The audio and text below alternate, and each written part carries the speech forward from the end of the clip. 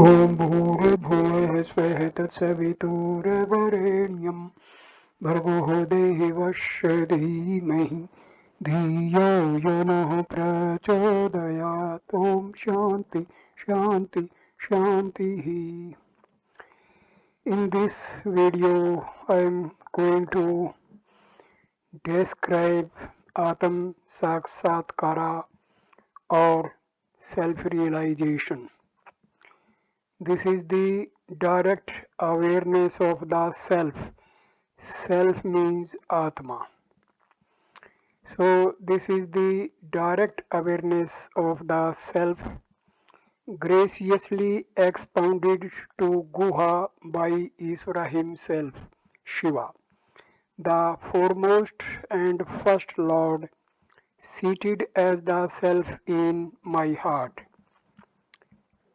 So this has been stated by Bhagwan Sri Ramana Maharshi. As per Bhagwan Sri Ramana Maharshi, Lord Shiva or God himself takes the form of Atma present in the spiritual heart of each and every living being. Now this is the statements of Lord Shiva. That Shiva further says, number 1, Guha, I shall tell you about a different way to reach that reality which pervades partless in all, too subtle though to be grasped by the mind.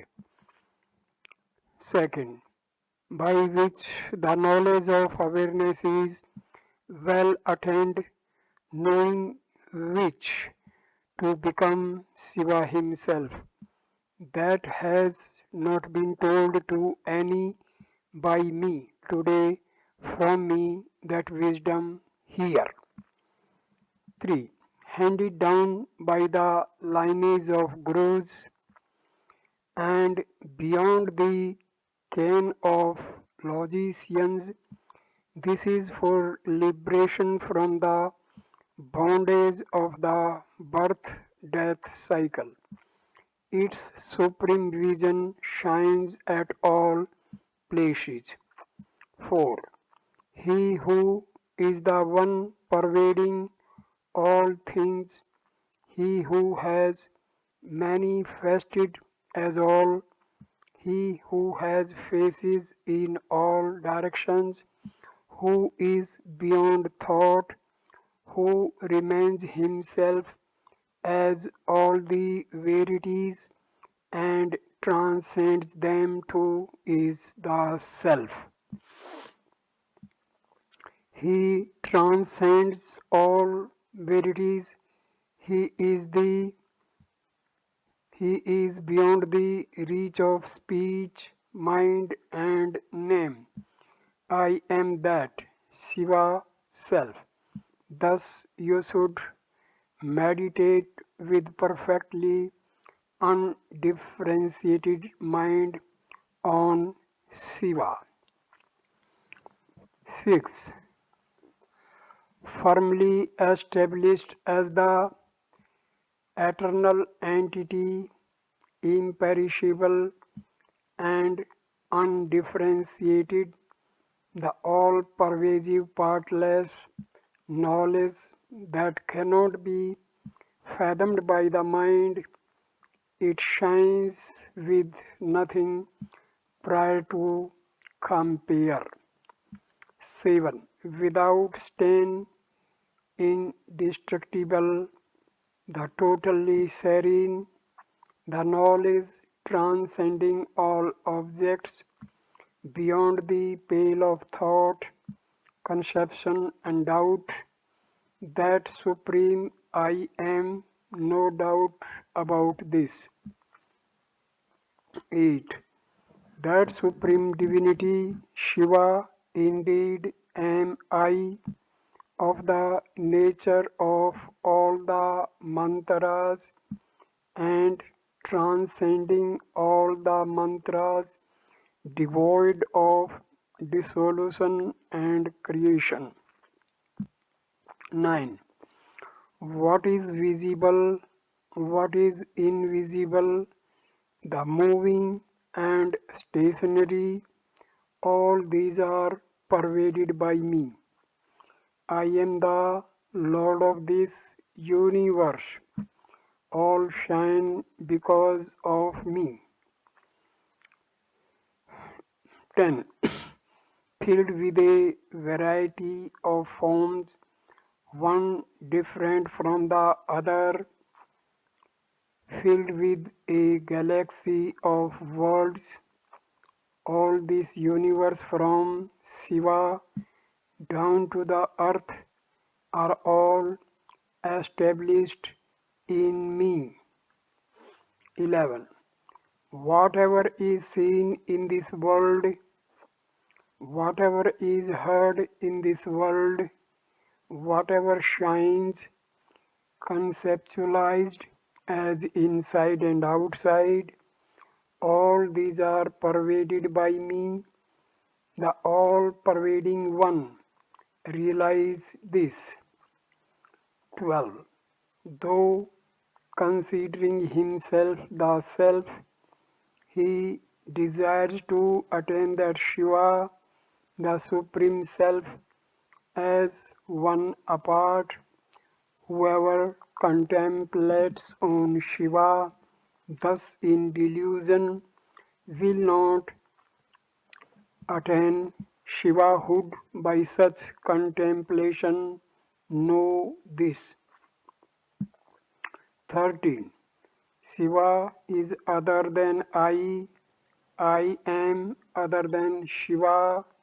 Uproot this attitude of differentiation. I indeed am Shiva. This conviction that is non-dual, ever practice. 14. Full of this non-dual conviction, he who everywhere abides ever in the self shall see in all things, in all bodies, only that Shiva self. Of this there is no doubt. I explain these terms. See, Atma and Shiva are not different. Atma is Shiva, Shiva is Atma. Further I explain, Atma of each and everybody is same, because every Atma is part and parcel of Shiva. Shiva means God. 15. Whoever has this conviction always of the self shall rid himself of delusion and dual perception. That yogi will attain to omniscience. So it is said in the Vedas, this you should know. 16. He who is praised in all scriptures as the unborn, the Ishvara, that formless and attributeless self, he indeed I am. There is no doubt about this. 17. Only he who does not know his true nature is the Jiva, that is subject to the dharmas, characteristics of birth, death, and so on. He who knows his true self is one who is eternal. He is the pure. He is Shiva. Without doubt, know this. Let me clarify the difference between Atma and Jiva. When the Atma is embodied in the human body and it exists there with the help of vital force, that is prana shakti, so this we call as individual soul or jiva. But in the real sense, Atma is omniscient, omnipotent, omnipresent, like Lord Shiva. But the embodied soul or the personal soul present in the human spiritual heart is having the veils of mind, ego, maya, and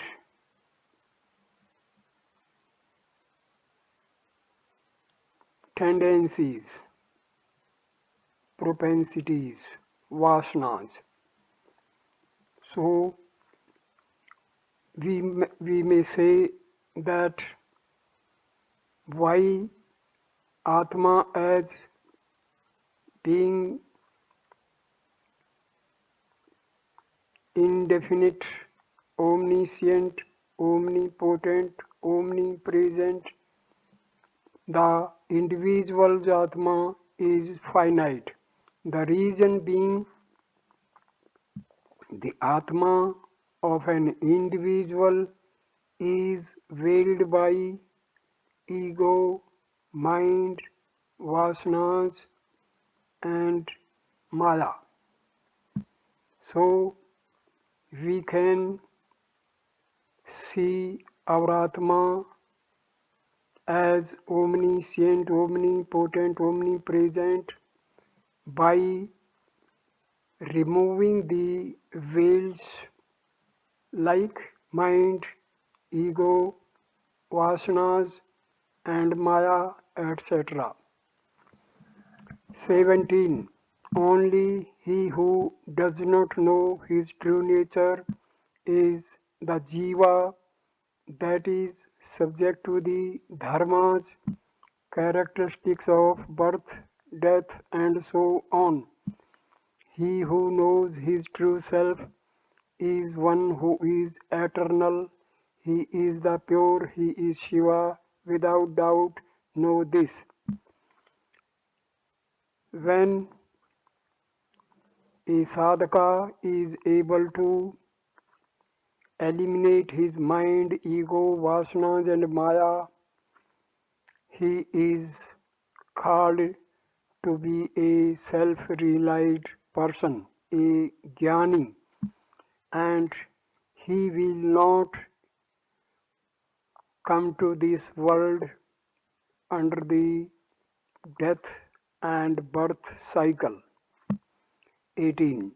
Hence, what man of discrimination should enquire carefully and directly realize is the self that itself shines twofold as the transcendental and the inferior divisions, the gross and the subtle. 19. The supreme nirvana is the higher, the inferior is manifest as the creation. Mantras are spoken of as its gross form. What abides in changeless awareness is the subtle. 20. Sanmukha, without realizing it, Atma, what avails explanations thereof in endless ways?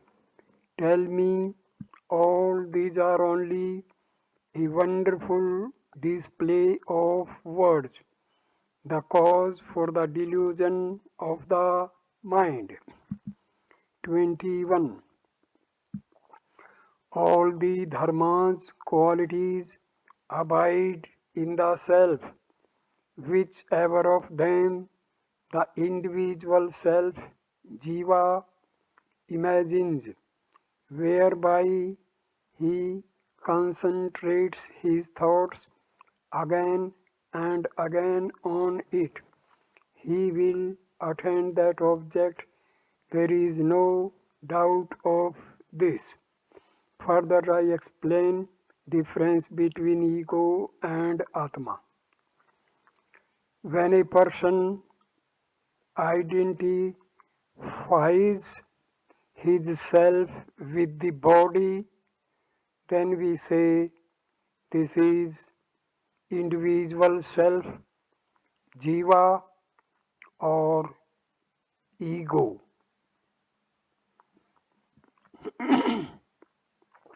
Number 22. Thus has been told by me as the knowledge of the self, what has been gathered succinctly in a condensed form, all by any means is of the nature of the self. Realizing this, may you ever be strengthened in the thoughts of the self. 23. The deities, the Vedas, the fire sacrifices, the various gifts to priests in the course of their performance,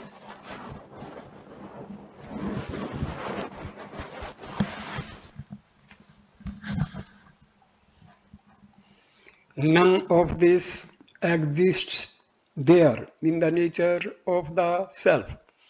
Be tuned to the blemishless, omnifaceted, steadfast knowledge of the self. 24. To the jiva drowning in the vast ocean of the birth-death cycle and seeking a refuge, what affords refuge is only that knowledge of the self, not anything else. Know this. 25. He who becomes of the nature of the Supreme and realizes it as it really is, shall, though experiencing all changing states, attain liberation without effort. Be aware of this. Here I explain the term liberation. When we are able to eliminate mind, vasanas, ego, and the veil of Maya, then we see our Atma. This is the stage of liberation or self-realization. We are already liberated, but we are under the ignorance of being in the form of ego, mind, and Maya. 26. There is no greater blessing anywhere apart from the gaining of the self. Meditate ever on the self. He who is the self, he indeed is the one all-pervasive supreme self. Be aware of this. 27. It is not the prana, vital air, nor the apana, the air that travels down, even nor the instruments superior even to these, the senses, mind, and such. Reach ever for the thought of the self. That is the omniscient and the perfect. 28. It is neither inside nor outside, not afar, nor nearby, nor does it fit in any place. That Supreme is formless, all pervasive and effulgent. Direct your thoughts over to it. 29. It is across, above and below, inside and outside, which are divisions ever established firmly everywhere. The void, the self, luminous self, ever meditate on that more and more. 30. Not a void, not a non-void. It is also the non-void and the void, pervasive everywhere, but without predilections. Ever think of this self. 31. Afflictionless and without any sport for itself, bereft of caste, name and form, that taintless, attributeless self you should unceasingly meditate upon. 32. With no refuse, with nothing to support it, beyond the range of comprehension, without parallel, faultless by nature, the eternal, the self has, the self that is so, meditate upon it joyfully forever. 33. Embracing dispassion and thus desisting from all karmic activity, shying away from society, one should thereafter ever meditate upon the self within oneself, in oneself, by oneself, be aware of this. 34. Country and lineage, the traditional castes and style of life, effacing various thoughts arising in the wake of these, the wise man should meditate daily upon his real nature. What is real nature? Our Atma is our real nature. Our Atma is the natural bliss and natural peace. When we say Atma, that indicates bliss, peace, and our real nature. That is called Sat Chit Ananda. Existence, consciousness, and bliss. 35. This is the mantra, this is the deity, this is indeed what is called meditation. This indeed is tapas. Casting afar all such thoughts, concentrate on the nature of your own self. 36. The self is without thought. Make it impossible for the thought-oriented mind to think at all. Make the mind that thinks to get settled on the self. Let not the mind think of anything else. The mind is created by the thoughts arising from the self. The continuity of thoughts arising from the Atma give rise to the mind and ego. When these thoughts and ego are going outwardly, the mind and ego are attached with the affairs of the world, are having negative energy, but the same mind, thoughts, and ego direct it to move towards the self, towards the spiritual heart. That time they are attached with the positive energy. They are in the pure form. So, pure mind is nothing but the self. 37. The self is not something that can be thought of, nor is it something that cannot be thought of. It is not thought itself. It is indeed itself thought.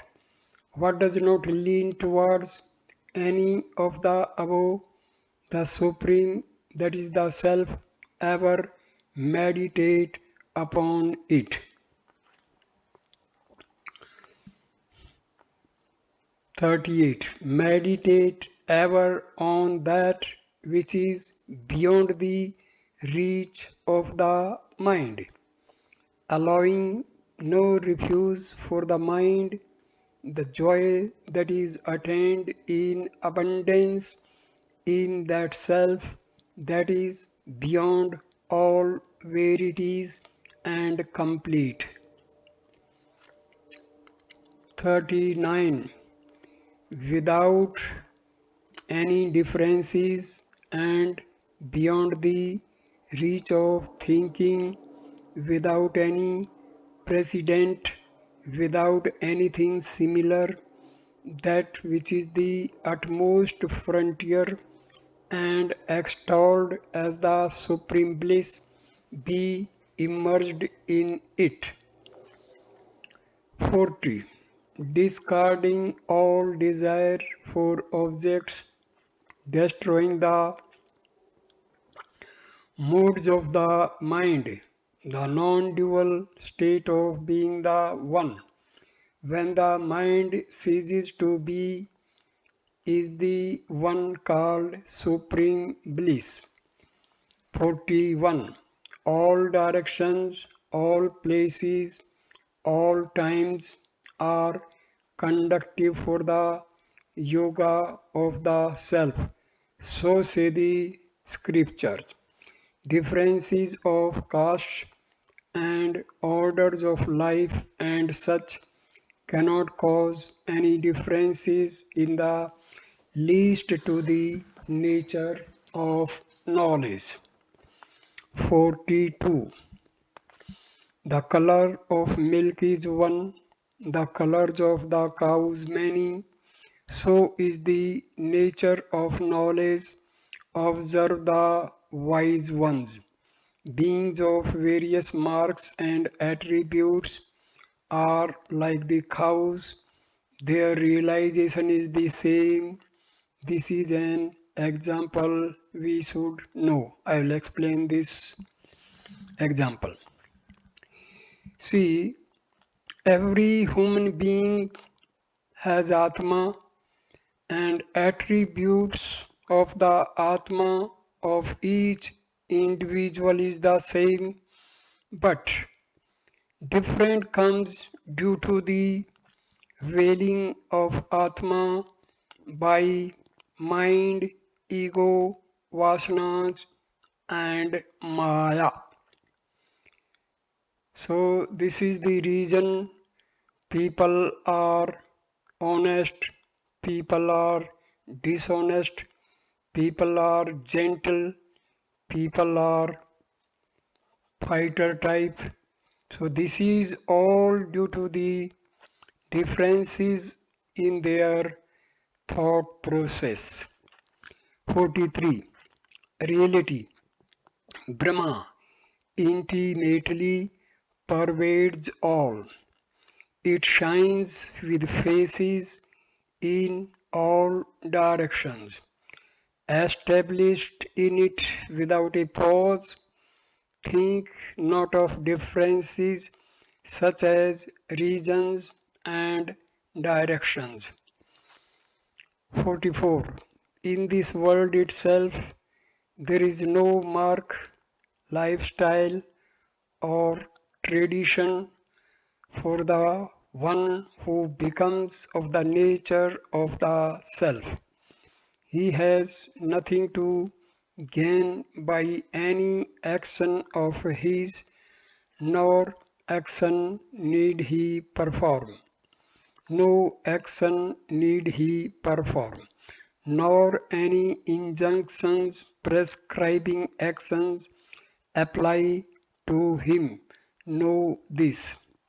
45.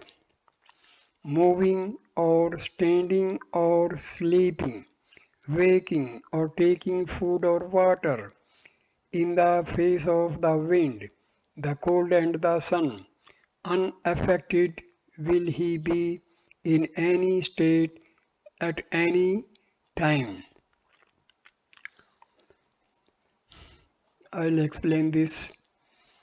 See, the environmental factors affect our body, mind, and ego, but our Atma remains unaffected by any external climatic or environmental factors. Simple.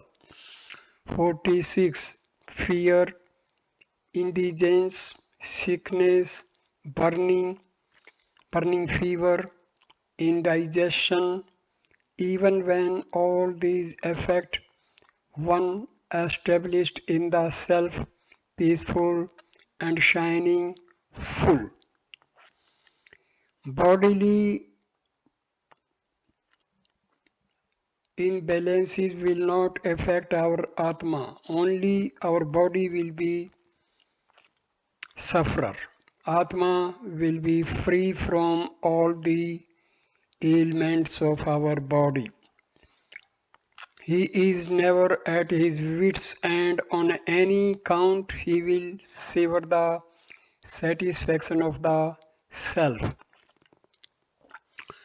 47. Whether going forward or returning, I am not the one that moves. When inquired into, there is no going or coming. In the ever-changing dharma of Prakriti, the cause of illusive creation, I never was emerged, nor am I now. 48. All activities prescribed are the work of Prakriti, the illusion. Prakriti, so spoken of, is the source of all action. I am the immaculate, I am the actionless. Thus, indeed, will reflect the wise man, the knower of truth. 49. For him there is no bondage of Prakriti, the delusion. He has earned the name of the liberated one. He shall never be touched by the defects spoken of as the action of Prakriti. 50. The manner in which a lamp shines, destroying darkness with its light, in like manner, by destroying the enveloping darkness arising from inexplicable ignorance, the self of the nature of the pure light of knowledge shines. 51. Even as the lamp with the fuel of ghee spent attains peace, the yogi continuously contemplating on the truth of the self will be at peace in the self. Nothing greater is there to be attained than the self. This is the truth. 52. When the pot is carried, the space within the pot, though conceived of as carried, is not the pot only that is carried. The self too, like space, remains motionless. 53. When the pot breaks, the space in the pot merges one with the great space. When the inert body passes away, the self, seemingly in the body, becomes immediately one with the Supreme Self. 54. Thus the Lord, who is omniscient, spoke with authority. Then one who is liberated, severed from all bondage, becomes all pervasive and less, with absolute awareness. 55. Discarding totally all the agmas, attaining the pure samadhi of Atma Yoga, realizing by due enquiry there is nothing else greater than this, destroy all wrong ideas in the mind of difference. 56. Meditating continuously on the great knowledge, thus that yogi who attains ever the bodiless nature, that pure jnani whose dharma is the dharma of that bodiless nature alone, is the liberated one, shining inside and out, reaching across to every place. 57. Omniscience and bliss and mature wisdom, remaining independent, limitless strength, attaining all these, he shines ever, the self without afflictions, with an immaculate body, he as the self merges in Shiva. 58. Japa of the name, worship, bathing in holy waters, ritual sacrifices. None of these or others are needed. The fruits of dharma and adharma, water oblations to forefathers, none of these are for him. 59. No injunctions for observance, no fast, nothing required by way of getting into or out of any action, no vows of celibacy for him, no this. 60. Not having any recourse to falling into the fire or water, or falling from the mountain top, enjoy the feast of the knowledge of Shiva, eternal and pure, rid of the rules applying to all creation, move about as you please. 61. I tell you, this is the truth, the truth, the truth, thrice over. There is nothing greater than this, nothing greater is there to be known, nothing at all, nowhere ever. 62. rid of any blemish, rid of ignorance, with pure intellect, being the pure self, by the pure conviction that all that is seen is pure, meditating on the immaculate nature, he shall attain awareness.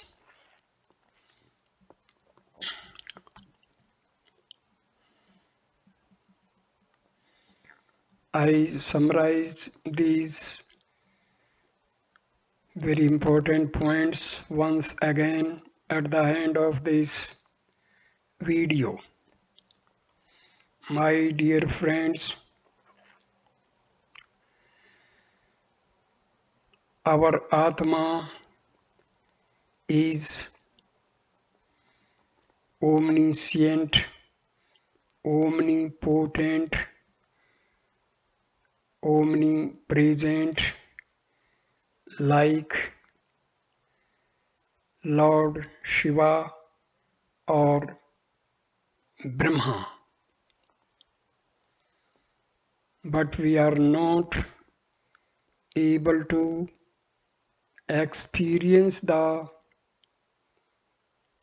omnipresence, omniscience, and omnipotency of our Atma, because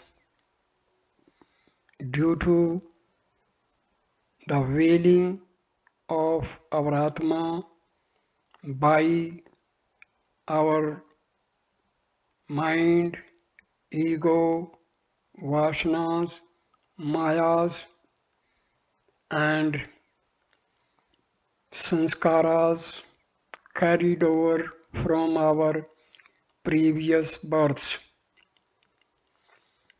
So, due to this, the omniscient Atma is confined to the state of a finite entity.